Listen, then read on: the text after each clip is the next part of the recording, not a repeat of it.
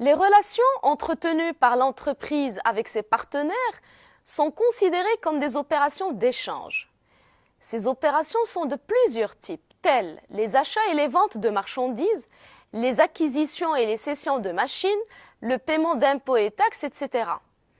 On peut regrouper ces opérations en deux groupes, les opérations d'investissement-financement et les opérations d'exploitation.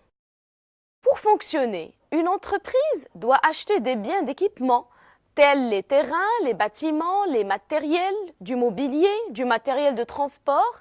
Ces biens sont appelés immobilisations car, comme on l'a déjà vu, ils sont destinés à rester dans l'entreprise pendant une période relativement longue.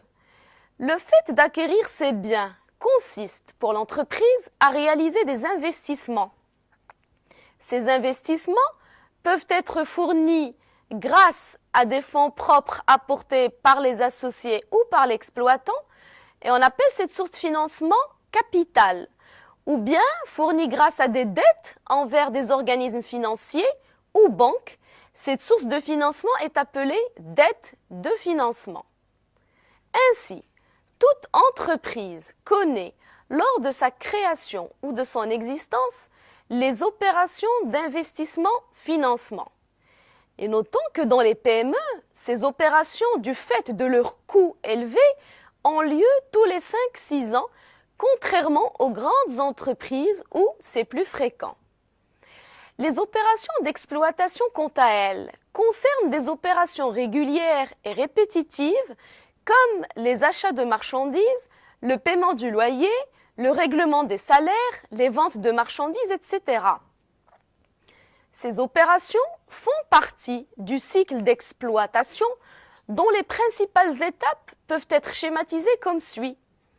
Tout d'abord, l'entreprise s'approvisionne en marchandises ou matières auprès des fournisseurs qui normalement lui accordent un délai de paiement.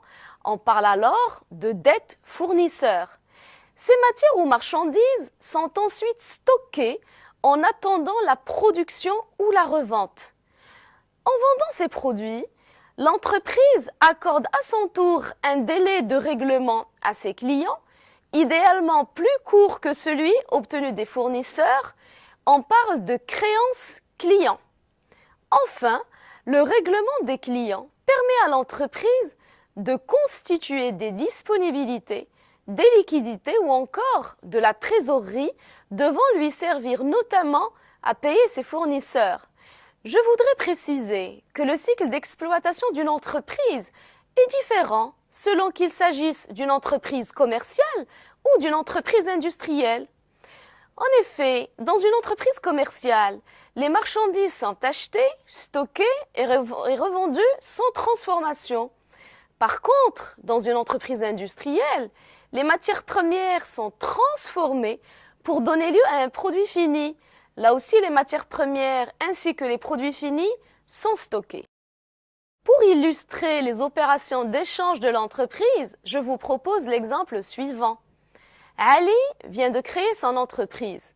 Pour ce faire, il a acquis un local pour 200 000, divers matériels pour 60 000, un camion pour 85 000 et du mobilier de bureau pour 23 000.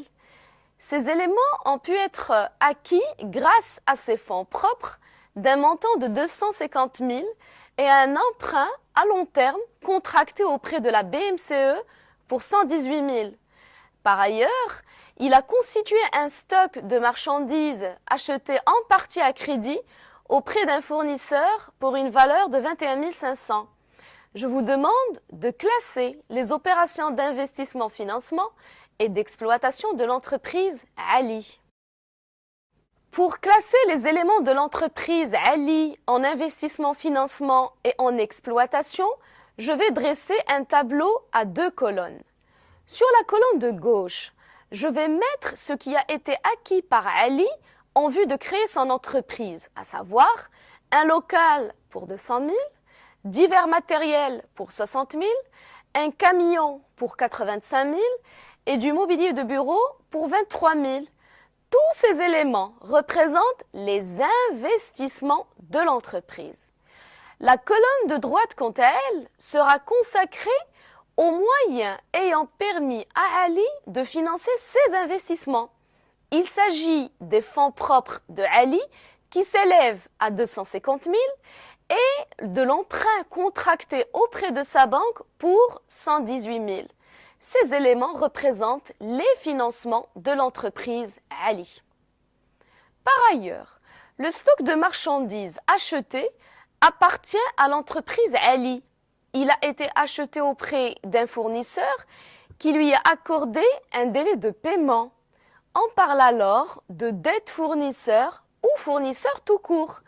Il s'agit là d'une opération d'exploitation.